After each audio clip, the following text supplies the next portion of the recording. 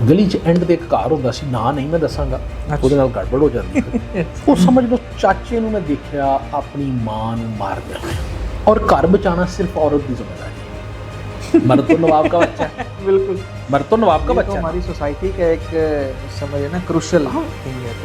मर्द तो नवाब का बच्चा है ना। वो फिर जिथे जिथे मौका मिला जिन बोतल चो बाहर निकला, उन्हें क्या फिर रोक सको तो रोक लो, आज़ादी आई है। बिल्कुल सही।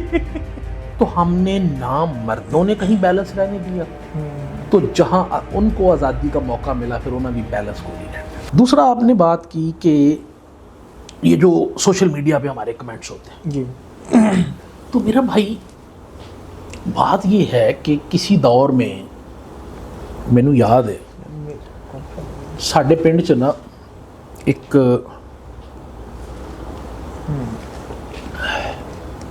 गली च एंड ते एक घर ਹੁੰਦਾ ਸੀ, ਨਾਂ ਨਹੀਂ ਮੈਂ ਦੱਸਾਂਗਾ, ਉਹਦੇ ਨਾਲ ਗੜਬੜ ਹੋ ਜਾਂਦੀ ਹੈ। ਤੇ ਅਸੀਂ ਛੋਟੇ ਛੋਟੇ ਸਾਂ ਤੇ ਪਿੰਡ ਦੇ ਵਿੱਚ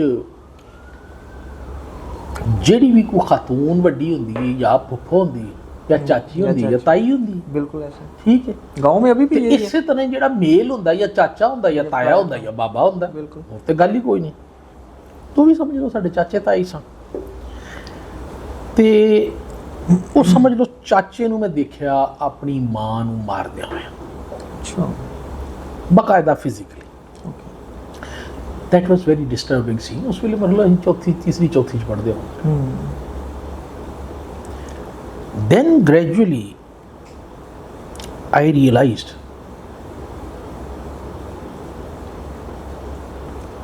कि ਚਾਚਾ ਆਪਣੀ ਮਾਂ ਨੂੰ ਮਾਰੇ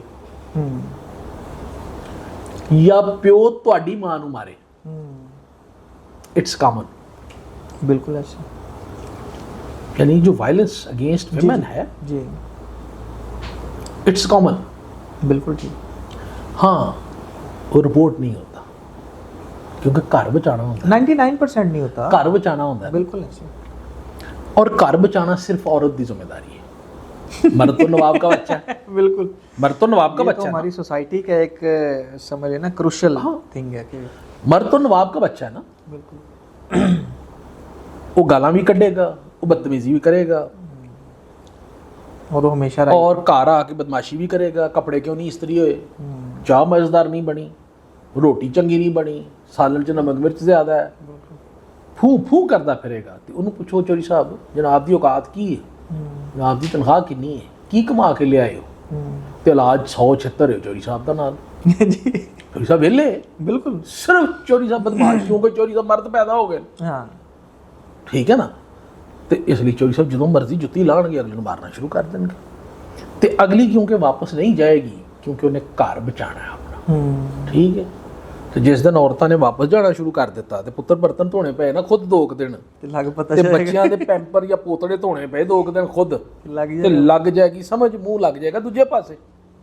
ਸਵੇਰ 7 ਵਜੇ ਜਦੋਂ ਜਾਂ 6 ਵਜੇ ਉੱਠ ਕੇ ਤੇ ਬੱਚਿਆਂ ਨੂੰ ਤਿਆਰ ਕਰਕੇ ਤੇ ਪਿਆ ਸਕੂਲ ਭੇਜਣੇ, ਤੇ ਉਹਨਾਂ ਅੱਗੋਂ ਨਾਸ਼ਤਾ ਨਾ ਕੀਤਾ, ਠੀਕ ਹੈ, ਤੇ ਸਕੂਲ ਭੇਜਣਾ ਪਿਆ ਤੇ ਜਨਾਬ ਨੇ ਫਿਰ ਘਰੋਂ ਦੌੜ ਜਾਣਾ, ਬਿਲਕੁਲ ਤੇ ਫਿਰ ਬੱਚਿਆਂ ਦੀ ਮਾਂ ਨੂੰ ਲੱਭਦਿਆਂ ਫਿਰਨਾ, ਤੇ ਉਹਨੇ ਫਿਰ ਕਹਿਣਾ ਕਿ ਮੈਂ ਕੋਈ ਨਹੀਂ ਆਉਣਾ, ਹੁਣ ਜੋ ਕਰਨਾ ਜਾ ਖਸਮਾਂ ਨੂੰ ਖਾ। ਇਸ ਤੋਂ ਪਹਿਲੇ ਕਿ ਉਹ ਕਹੇ ਖਸਮਾਂ ਨੂੰ ਖਾ, ਉਹਨੂੰ ਖਸਮਾਂ ਵਾਲੇ ਪਾਸੇ ਨਾ ਜਾਣ ਦਿਓ, ਉਹਨੂੰ ਆਪਣੇ ਘਰ ਹੀ ਰੱਖੋ ਤੇ ਉਹਦੀ ਕਦਰ ਕਰੋ, ਉਹਦੀ ਇੱਜ਼ਤ ਕਰੋ। ਉਹਦੇ ਰਿਐਕਸ਼ਨ ਦੇ ਵਿੱਚ ਕਿਉਂਕਿ ਅਸੀਂ ਉਹਨੂੰ ਕੰਪਰੈਸ ਇੰਨਾ ਕਰ ਛੱਡਿਆ ਔਰ ਸਪਰੈਸ ਇੰਨਾ ਕਰ ਛੱਡਿਆ ਕੁੱਟ ਕੇ ਕਿ ਉਹਦੇ ਰਿਐਕਸ਼ਨ 'ਚ ਫਿਰ ਦੂਸਰੀ ਤਰਫ ਵੀ ਅਲਟਰਾ ਜਿਹੜੀ ਹੈ ਨਾ, ਉਹ ਜਿਹੜੀ ਐਕਸਟ੍ਰੀਮ ਹੈ ਨਾ, ਜੀ, ਉਹ ਆ ਗਈ। ਬਿਲकुल ਉਹ ਫਿਰ ਜਿੱਥੇ ਜਿੱਥੇ ਮੌਕਾ ਮਿਲਿਆ ਜਿੰਨ ਬੋਤਲ 'ਚੋਂ ਬਾਹਰ ਨਿਕਲਿਆ, ਉਹਨੇ ਕਿਹਾ ਹੁਣ ਫਿਰ ਰੋਕ ਸਕੋ तो रोक लो, आज़ादी आई है, बिल्कुल सही, वो आज़ाद हो गई। बिल्कुल ठीक। तो हमने ना मर्दों ने कहीं बैलेंस रहने दिया, तो जहां उनको आज़ादी का मौका मिला फिर उन्होंने भी बैलेंस को नहीं रहने देता। सफ़र किसने किया? मियाँ और बीवी की लड़ाई में कौन सफ़र करता है? बच्चे, औलाद सफ़र करती है। बच्चे सफ़र करते हैं। कभी मेरा एक मजमून है हासिल मोहब्बत किताब में खामोश समझौते के नाम से, कि बीवी के साथ लड़ते हुए अगर आप अपने 6 महीने, साल, 2 साल के बच्चे की तरफ देखें और उसका चेहरा देखें कि अगर इस बीवी को आप अपने घर छोड़ आए तो ये बच्चा आपके पास रहेगा तो इसकी परवरिश कैसे होगी। जब वो कहेगा कि मामा के पास जाना है, या कहेगी मामा के पास जाना है, तो मामा कहाँ से आएगी? जब वो सोते हुए कहेगी कि मुझे नींद नहीं आ रही पापा, मैंने मामा के पास सोना है, तो फिर नींद का कहाँ से बंदोबस्त करेंगे? जो उसके चेहरे पे उदासी होगी माँ को याद करके, आप ज़बरदस्ती तो उसको रख सकते हैं, वो रोती रहेगी, क्या रोता रहेगा, क्या करेंगे? बिल्कुल। उसका नेमोल बदल कहाँ से लाएंगे? या वो उसकी वालदा ले जाती है, तो आप रात को उसके बगैर कैसे सोएंगे, बच्चे के बगैर या बच्चे के बगैर? पॉसिबल नहीं। और जिस प्यार से उसने आपके माथे के ऊपर जो है ना हाथ रखना है, आपके साथ लाडियां जो है ना, करनी है। हाँ लाडियां करनी है सोते हुए, आपको स्टोरी सुनानी है, बिल्कुल। तो आप तो रोते रहेंगे, तकिए में सर देके क्या करेंगे? तो पूरी जिंदगी तकिए 'ਚ सिर दे के खुद रोਣ ਨਾਲੋਂ ਤੇ ਬੱਚੇ ਨੂੰ ਰਵਾਉਣ ਨਾਲੋਂ ਬਿਹਤਰ नहीं 2 मिनट वास्ते जुबान बंद कर लो, हाँ थोड़ी देर बर्दाश्त कर लो। बिल्कुल। तो जो दोनों एक्सट्रीम है, दोनों ही बहुत नामुनासिब है। सर अभी आप देखें ना, हमारी फैमिली कोर्ट्स का हाल देखें कि मतलब हर साल मेरा ख्याल है कि 10 to 15% रेशो बढ़ जाती है सर यही तलाक Actually, की it's और not- सेपरेशन की, जिसकी वजह से जो बच्चे हैं वो परेशान होते हैं। भाई it's not only the family courts. देखिए जो जज होता है ना, I have experience that thing. जिस तरह सर्जन जो है ना,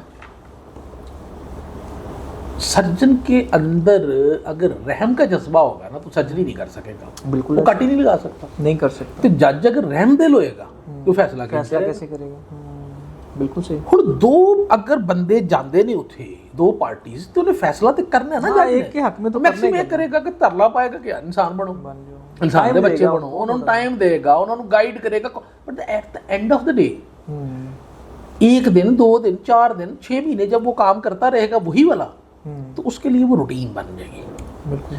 उसके लिए अदालत में बच्चों का रोना, बाप के पास बच्चे हवाले होने हैं तो बच्चों का माँ से छीनना, उसमें जो वहाँ पे रोना है, जो एक दुख की फजा है, उसके लिए वो रूटीन है, क्योंकि उसने डेली ये चीज़, डेली की चीज़ें देखनी है। बिल्कुल ठीक है ना। तो it's not the fault of the जज, इट्स फॉल्ट आवर फॉल्ट।